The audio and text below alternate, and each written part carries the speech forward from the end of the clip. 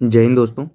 तो आज हम एक काफ़ी इंपॉर्टेंट वैकेंसी डिस्कस करने वाले हैं जो कि सेंट्रल गवर्नमेंट की वैकेंसी होगी, यानी केंद्र सरकार की परमानेंट बेसिस पर आपकी ये वैकेंसी आई हुई है। इसके बारे में इस वीडियो में डिस्कस करेंगे।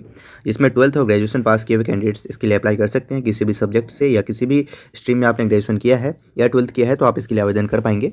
ये वैकेंसी आपकी CSIR की तरफ से निकल करके आ रही है, यानी council of scientific and industrial research. ठीक है, ये जो कि ministry of science and technology के अंतर्गत आता है, गवर्नमेंट ऑफ इंडिया के, जहाँ पर सैलरी आपको इनिशियली पर मंथ 38,483 आपकी बनेगी। चलिए इसकी डिटेल्स देख लेते हैं, क्या कुछ जानकारी है इसके बारे में। और चैनल को सब्सक्राइब कर दीजिएगा इसी तरह से रेगुलर बेसिस पे अपडेट्स पाने के लिए। चलिए देख लेते हैं डिटेल्स। तो देखिए ये वैकेंसी आपकी आ रही है CSIR Indian institute of chemical technology, Uppal road.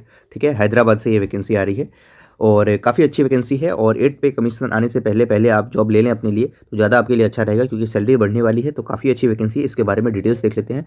Advertisement number 2/2025, ये फॉर्म भरते वक्त आपको एडवर्टीजमेंट ढूंढने में आसानी रहेगी।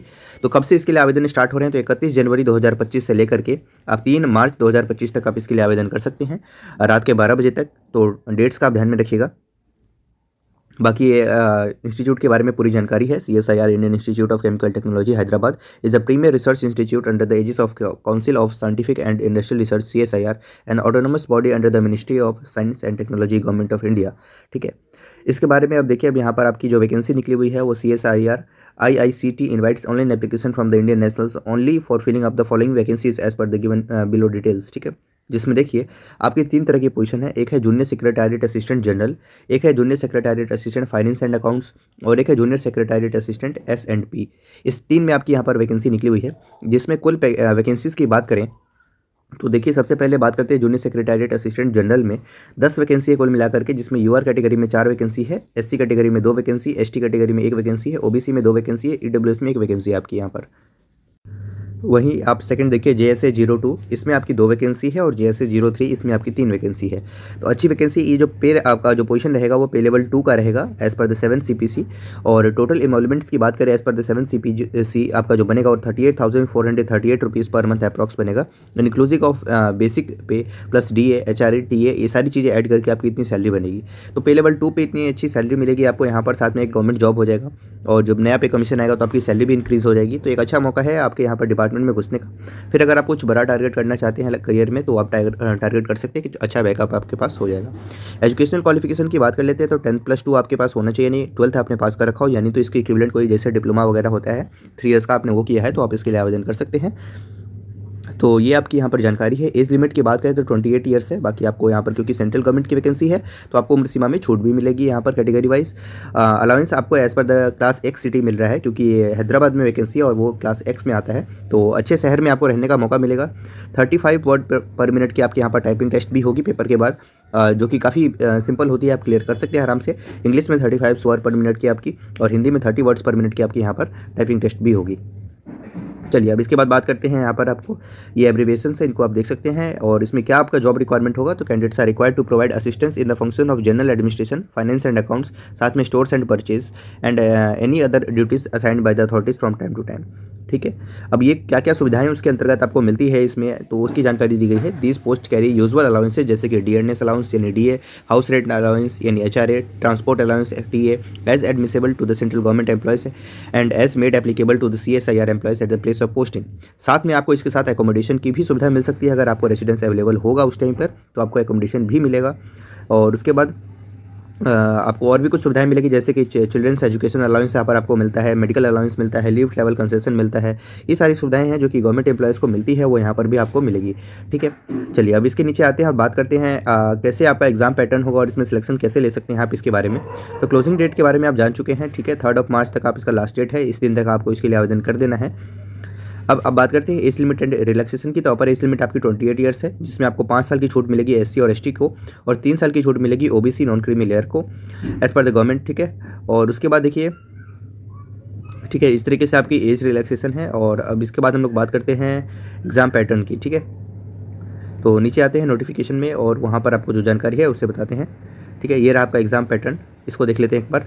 तो देखिए यहाँ पर For these posts, there will be two papers, paper 1 and paper 2. The second paper will be evaluated only for those candidates who secure the minimum threshold marks to be determined by the selection committee in the first paper. अगर आप first paper clear कर लेते हैं then आपका second paper आपका check होगा और the final merit list जो पेपर होगी वो आपकी सेकंड पेपर के बेसिस पर होगी। अब क्या है ये पेपर 1 और 2 उसको देखिए। तो सिलेबस क्या होने वाला है यहाँ पर, the syllabus for the written test is given below. Mode of examination आपका OMR बेस्ड पेपर होगा, ठीक है। OMR बेस्ड या नहीं तो कंप्यूटर बेस्ड भी हो सकता है, जो कि आपको फर्दर आपको समय रहते बता दिया जाएगा। मीडियम ऑफ क्वेश्चंस आपके इंग्लिश हिंदी दोनों में आएंगे। 12th लेवल के आपके क्वेश्चंस होंगे, कुल मिलाकर 200 प्रश्न पूछे जाएंगे। 2.5 घंटे का आपके पास समय होगा। पार्ट 1 का जो आपका पेपर है उसमें मेंटल एबिलिटी टेस्ट होगा, जिसमें 100 क्वेश्चन आपके पूछे जाएंगे 200 मार्क्स के लिए, ठीक है। यानी हर क्वेश्चन 2 नंबर के लिए होगा और कोई नेगेटिव मार्किंग इसमें नहीं होने वाली है। तो 1.5 घंटे का आपको समय मिलेगा। ये पेपर 1 है आपका, जिसमें आपके मेंटल एबिलिटी के क्वेश्चन पूछेंगे। अब मेंटल एबिलिटी में क्वेश्चन कहाँ से आएंगे, तो क्वेश्चन आपके आएंगे जनरल इंटेलिजेंस से, क्वांटिटेटिव एप्टीट्यूड से यानी मैथमेटिक्स से, रीजनिंग प्रॉब्लम से, साथ में सिचुएशनल जजमेंट से। इस तरह के जो प्रश्न होते हैं, क्रिटिकल थिंकिंग वाले जो क्वेश्चन होते हैं रीजनिंग मैथ से जुड़े हुए, वो प्रश्न आपके यहाँ पर पेपर 1 में पूछे जाएंगे। इसके बाद आपका आता है पेपर 2, जिसमें आपको टाइम अलॉट किया जाएगा 1 आवर, यानी 1 घंटे का आपको समय मिलेगा और इसमें जनरल अवेयरनेस के आपके 50 प्रश्न पूछे जाएंगे और इंग्लिश लैंग्वेज के आपके 50 प्रश्न पूछे जाएंगे। ये जो सेकंड पेपर है यही आपका मेरिट डिसाइड करेगा और यही आपको सिलेक्शन दिलाएगा। मैक्सिमम मार्क्स की बात करते हैं तो जो आपका जनरल अवेयरनेस है वो एक क्वेश्चन 3 नंबर का होगा, यानी 150 नंबर का पेपर होने वाला है। 1 negative mark for every wrong answer, इसका भी आप ध्यान में रखिएगा। यहाँ पर नेगेटिव मार्किंग पेपर 2 में है आपका। उसके बाद इंग्लिश लैंग्वेज में भी सेम है, एक क्वेश्चन 3 नंबर का, कुल मिलाकर 150 नंबर का, और ये negative marking 1 mark for every wrong answer आपका यहाँ पर डिडक्ट हो जाएगा। तो कुल मिलाकर के आपके 100 प्रश्न पूछे जाएंगे पार्ट पेपर 2 में और 300 नंबर का ये पेपर होगा। 1 घंटे का आपके पास समय होगा। नेगेटिव मार्किंग होने वाली है। जनरल अवेयरनेस और इंग्लिश लैंग्वेज से आपके पेपर 2 में प्रश्न पूछे जाएंगे, ठीक है।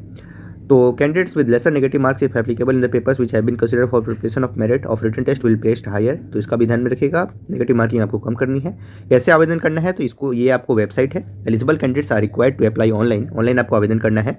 वेबसाइट पे जा करके, जो कि आपको यहाँ पर दिख रही है, गूगल पे टाइप करें या डायरेक्ट आप सर्च कर सकते हैं CSIR IICT करियर सेक्शन पे जाना है, वहाँ से आप ऑनलाइन आवेदन इसके लिए कर पाएंगे, ठीक है। इंपॉर्टेंट डेट्स एक बार फिर से देख लीजिए। Date of commencement of registration and fee payment of online application ये आपके स्टार्ट हो रहे हैं 31 जनवरी 2025 से दिन के 9 बजे से, और साथ में लास्ट डेट आपका होगा ऑनलाइन एप्लीकेशन सबमिट करने का 3 मार्च 2025, ठीक है। तो ये ध्यान में रखिएगा।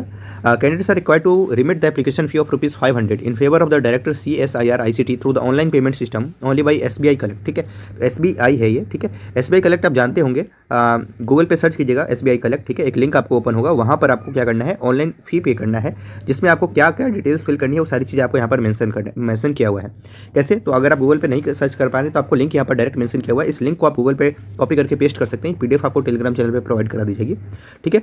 तो वहाँ पर आप जाएंगे, जब SBI ऑनलाइन कलेक्ट पे जब आप क्लिक करेंगे तो गवर्नमेंट डिपार्टमेंट्स करके आपके पास ऑप्शन आएगा, वहाँ पे आपको क्लिक करना है। देन तेलंगाना सेलेक्ट करना है, then Indian institute of chemical Technology select करना है, then application fee for recruitment आपको यहाँ पर सेलेक्ट करना है, ठीक है।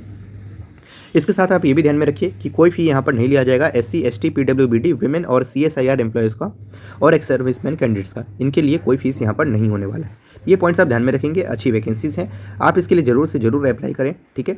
और बाकी ऑनलाइन फॉर्म आपको उसी में ऑनलाइन फॉर्म ही आपको फिल करना है, और जब आप ये फीस पे कर देंगे तो इसका जो है एक रेफरेंस नंबर आपके पास आएगा, तो वो ऑनलाइन फॉर्म फिल करते वक्त आपको वो रेफरेंस नंबर वहाँ पर एंटर करना है, देन आप फॉर्म सबमिट कर पाएंगे, ठीक है।